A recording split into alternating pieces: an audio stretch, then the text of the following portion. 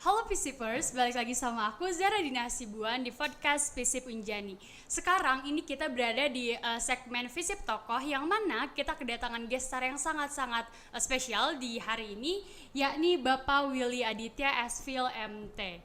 Silakan Bapak, mungkin ada beberapa kesan pesan yang ingin disampaikan kepada mahasiswa Unjani, Pak. Ya, terima kasih Zara. Saya sangat impresif melihat teman-teman di Unjani merespon apa yang kita diskusikan tadi tentang wawasan kebangsaan ya. Ini menjadi sebuah modal dasar bagi perjalanan kita bermasyarakat, bernegara, berbangsa. Kalau anak-anak mudanya bergairah ya, tentu itu menjadi kekuatan bagi kita semua. Jadi ini kunjungan kedua saya setelah tahun 2000 atau 2001. Jadi sudah 20 tahun saya belum ke Unjani lagi. Itu. Baik Bapak, pesan kesan Bapak tuh gimana sih, kan tadi dibilangin terakhir tahun 2001. Sekarang kembali lagi untuk ke universitas, tetapi untuk bukan buat belajar Bapak, tapi untuk mengajar. Seperti tadi kuliah umum Bapak mengenal Indonesia, mencintai Pancasila.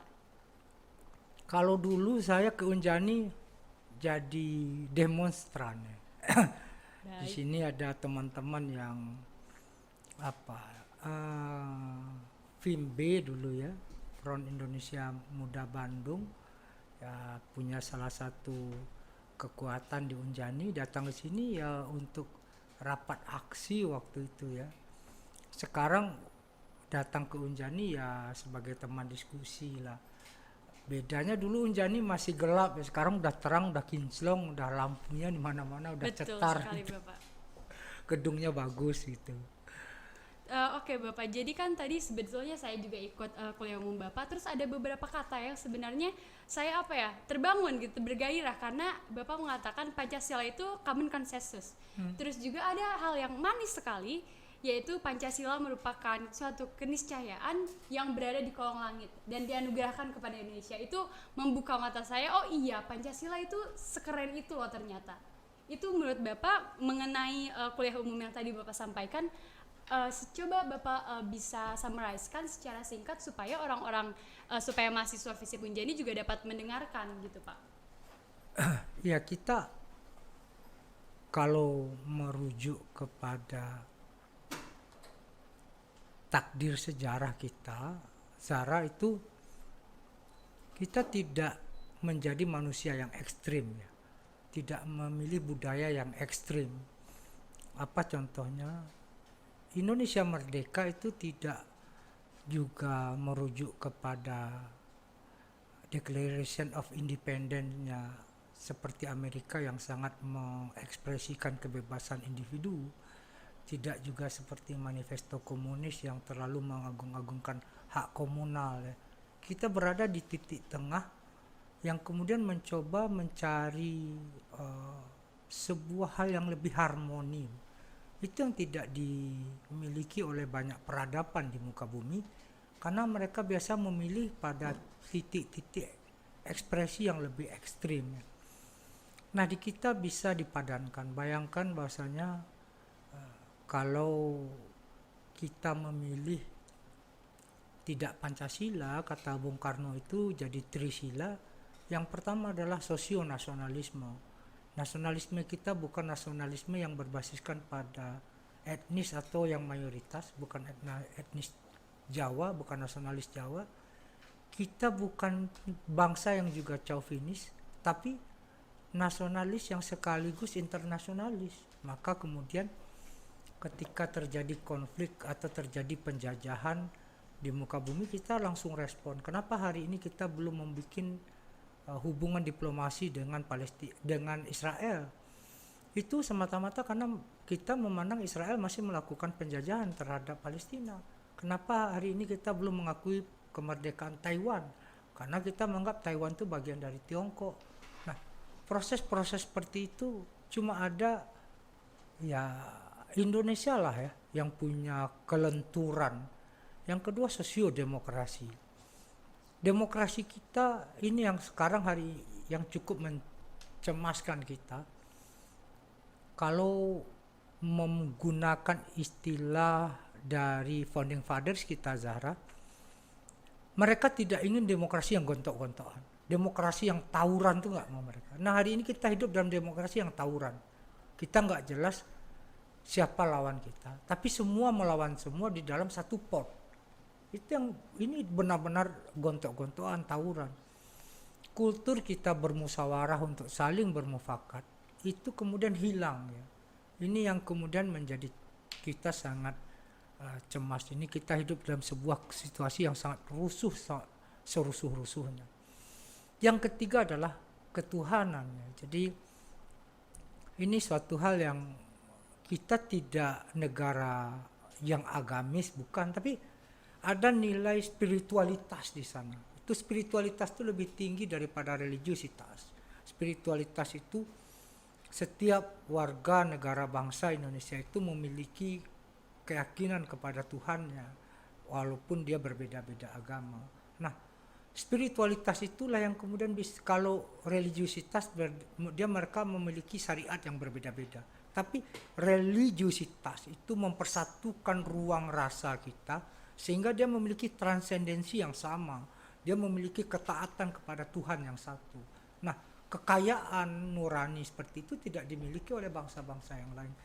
Itulah Pancasila yang menjadi modal pokok bagi kita bangsa Indonesia.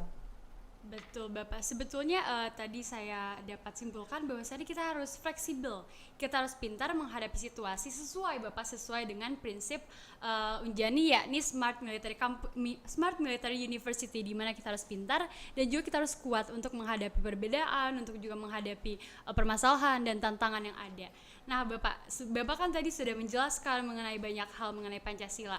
Jadi ada nih Pak, saya tahu bahwasannya Bapak ini pernah memiliki pengalaman Bapak menjadi ketua Front Mahasiswa Nasional yaitu atau FMN dan juga ketua Dewan Mahasiswa UGM 99. Nah, di sini kan kita bisa lihat bahwasannya Bapak memang memiliki semangat kepemudaan yang tinggi. Apakah Bapak caranya untuk menularkan hal tersebut kepada mahasiswa-mahasiswa Unjani Bapak? Zara, dalam hidup itu ada dua jenis kesenangan setiap manusia. Kesenangan yang pertama namanya hedonisme. Itu hanya kesenangan untuk dirinya sendiri. Orang suka berbelanja, itu kan yang bisa menikmatikan diri mereka sendiri. Betul. Orang suka trek-trekan gitu ya. Itu kan yang bisa menikmati kan hanya diri dia sendiri. Nah, di sisi yang kedua ada eudaimonia namanya. Kesenangan yang kemudian bermanfaat untuk orang banyak. Saya kebetulan memilih jenis kesenangan yang bermanfaat untuk orang banyak. Dengan berorganisasi kita kemudian mengerti, oh kita berbeda dengan orang lain, tapi harus memiliki sebuah tujuan yang sama. Dengan berorganisasi kita menjadi manusia sosial yang utuh, yang paripurna. Karena apa? Kita menyadari kekurangan dan kelebihan kita dan di titik mana kita harus bekerjasama mencapai objektif yang sudah ditetapkan secara bersama-sama. Nah, ruang-ruang itulah yang kemudian membuat saya aktif dalam berorganisasi dan kemudian pilihannya memang boleh dibilang tidak organisasi yang mainstream ya. Saya memilih lebih banyak berinisiatif mendirikan organisasi atau ikut organisasi yang boleh dibilang memiliki spirit resistensi ya, perlawanan, karena saya tidak terlalu nyaman dengan sebuah posisi yang status quo ya. Itu anak muda kalau kata Pak Surya Paloh itu tidak tidak tengil, tidak liar gitu, tidak berani bereksplorasi, ya alangkah ruginya dia ya. Jadi ada hal yang paling menarik, bahkan orang tua sekalipun waktu itu kita anggap sebagai hambatan dari cita-cita revolusioner kita. Betul. Itu sampai seperti itu karena apa? Satu sisi orang tua selalu memperlakukan kita seperti supir angkot yang harus kerja restoran, IP lu berapa, lu kuliah atau tidak, sementara saya nggak pernah kuliah sama sekali ya, karena berhadapan dengan situasi yang metodologi pembelajaran yang sama sekali di luar ekspektasi saya. Yang kedua, saya ya boleh dibilang salah pilih jurusan ya. Saya sebenarnya pengen masuk hubungan internasional, tapi saya juaranya di IPA. Saya dulu ikut olimpiade fisika, olimpiade matematika, olimpiade biologi, kimia. Nah, ketika memilih jurusan terbatas, hanya boleh pilih jurusan yang IPA ya. Akhirnya saya lihat ada apa yang agak sosial-sosial, ada manajemen hutan namanya. Udah ini aja lah, diconteng gitu ya. Nah, ternyata pas kuliah benaran saya berhadapan dengan sebuah situasi yang benar-benar yang ya boleh dibilang saya tidak harapkan ya. Ya, tapi saya ya hal yang lebih boleh dibilang modal saya yang paling kuat adalah saya menulis dan membaca. Saya punya tradisi di separuh dari uang jajan saya itu untuk beli buku. Jadi Baik. Tapi kan Bapak tadi sebutkan bahwasannya apa yang menjadikan diri saya saat ini adalah memang kesenangan saya gitu ya Pak ya. Nah, kesenangan Bapak itu kan pasti ada nih Pak, kayak tantangan atau hambatan. Apalagi Bapak sekarang menjadi anggota parlemen, pasti ada aja yang menentang, ada aja kayak stigma negatif. Kalau seperti itu, bagaimana cara Bapak menanggulanginya Bapak?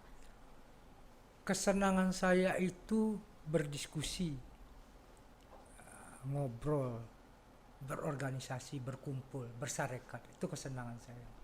Jadi saya bahkan di ruangan di DPR ataupun di kantor DPP Partai Nasdem, ruangan saya itu tempat berkumpul orang banyak. Baik. Yang kedua tadi ya, kalau stigma pasti ya kita belajar sederhana saja. Saya belajar eksistensi manusia itu tidak terletak pada jabatan dan pada pangkatnya. Saya belajar betul dari baginda Rasul ya, Muhammad. Eksistensi itu hanya dua, Zara, yaitu amanah dan konsistensi. Jadi kita mau dihujat oleh orang, mau bahkan Rasul dilempar sama kotoran sama orang, itu hal yang niscaya ya. Jadi itu hal yang biasa-biasa saja ya.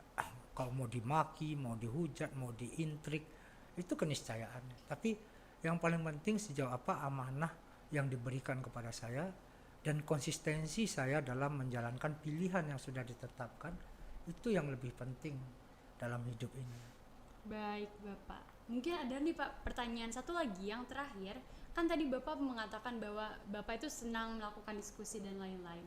Ada nggak sih Pak cerita-cerita yang lucu saat Bapak melakukan diskusi? Misalnya ada kursi terbang kah atau apakah itu Pak? Mungkin hal-hal yang di luar rencana Bapak. 98 saya demo pernah ditabrak mobil ya. Oke, tapi Bapak alhamdulillah sehat sekarang. Ya waktu itu cedera ya. Sempat ada sekitar 6 minggu nggak bisa jalan ya. Habis itu yang paling luar biasa, dipecat rektor UGM ya, karena demo waktu itu datangnya John Stewart, Perdana Menteri Australia, ke UGM. Saya dipecat oleh rektor, tapi dekan tidak mau pecat karena hak pemecatan ada di fakultas. Baik. Nah, gitu. Bapak berarti menjalin kedekatan yang baik gitu dengan staf-staf universitas supaya Bapak memang mendapatkan hak Bapak gitu kan.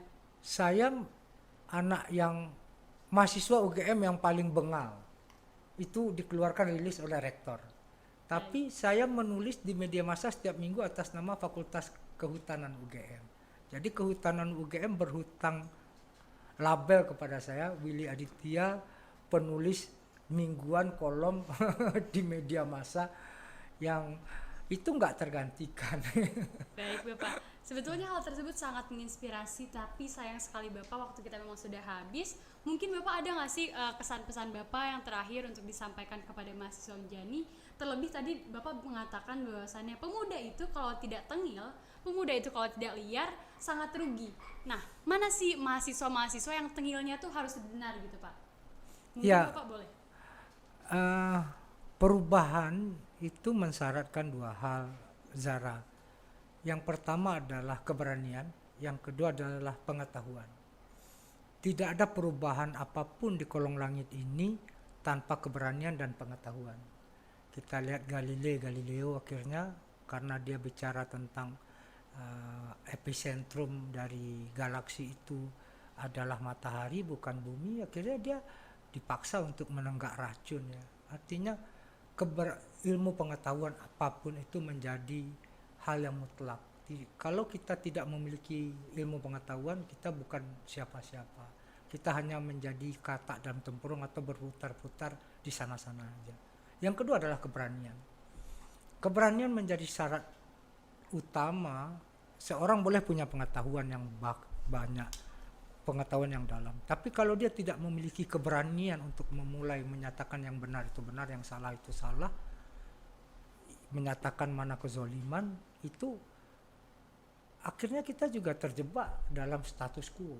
Nah, maka kemudian anak-anak muda harus memiliki dua hal itu. Pertama pengetahuan, yang kedua keberanian. Itulah identitas dari anak-anak muda dan itulah identitas dari perubahan itu sendiri. Baik Bapak, mungkin segitu saja. Pemuda itu harus memiliki dua hal, yaitu keberanian dan juga keilmuan itu sendiri. Segitu mungkin dari saya dan juga Pak Willy. Sampai jumpa lagi kepada podcast Visip Unjani yang selanjutnya. Dah teman-teman.